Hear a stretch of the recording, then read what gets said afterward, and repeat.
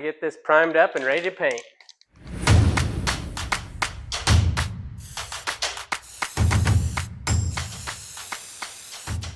Just remember, Bob Ross always told us, there's no such thing as mistakes, only happy accidents. Primer's done, onto the paint.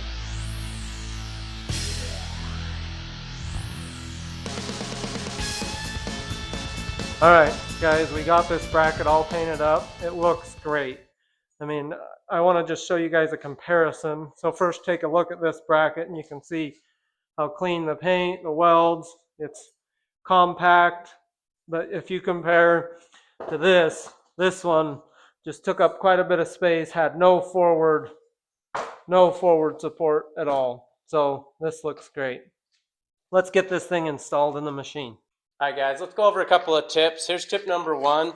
When we did this, getting this template laid out for getting your holes on the bracket, we pick this piece of paper, and if you come along here, you can fill these holes, and you can just use your thumbnail, and you can just score each of these holes.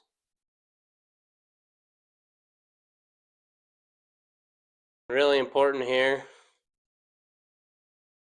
make sure this will flip over like this, and you'll lay that on top of the brackets so those holes match up. Okay, the next thing we're going to do here is we're going to get this bracket laid here on the bottom of this seat and just get these front bolts put in. And let's get this, we'll just snug them up just so it's holding that seat in place. And then we'll get this flipped up and start getting the base put in place. We'll feed it in this way, put that in here.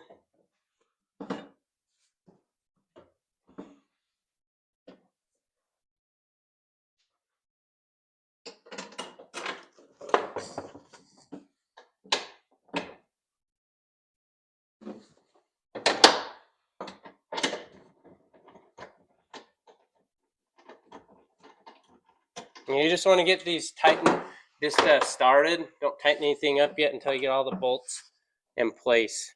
And you'll just fight this.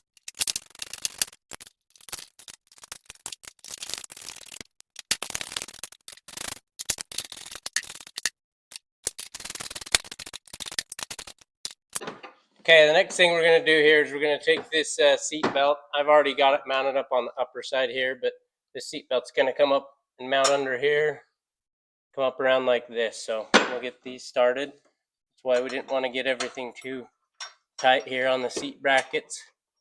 Gives you a little bit of room to get that started. That one started up. Go to the other side.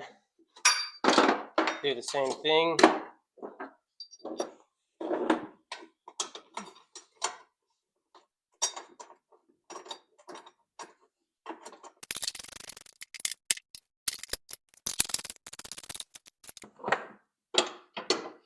Now we can go tighten these fronts up.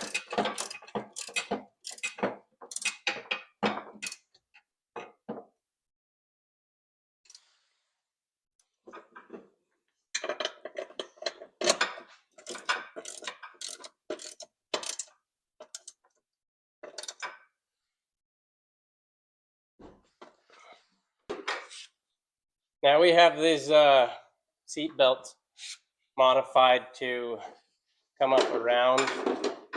My boy's a little bigger. If you have kids, you may come through the factory hole here and tie into the seat belt support that's in here. You may even come back and lash that back if you want to secure that. I mean, the seat's really stable. I run this up a little higher so I can run my kids that are a little bigger in that. But that's coming together really nice. Alright guys, we just wanted to show you everything installed, how clean it looks. I mean, there's a lot more space back there. That bar is not going across the back, preventing you from putting a cooler or anything back here that you wanted.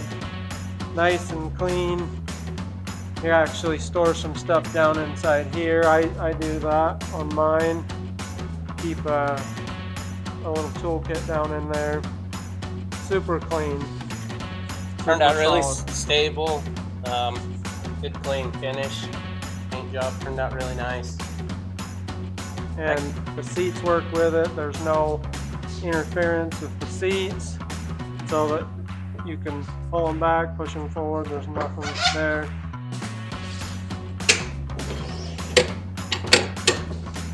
Spencer, I got a question for you. How big a boy are you? Well, I figure I'm about 150 pounds dripping wet. We're gonna have a full-fledged adult sitting in the back. Make sure this seat bracket is plenty strong for kids.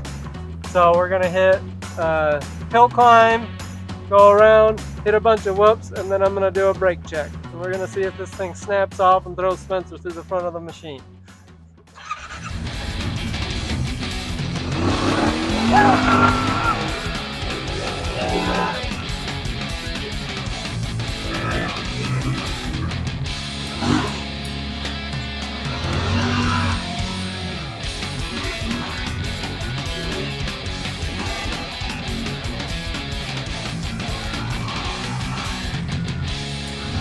Here come the bounce!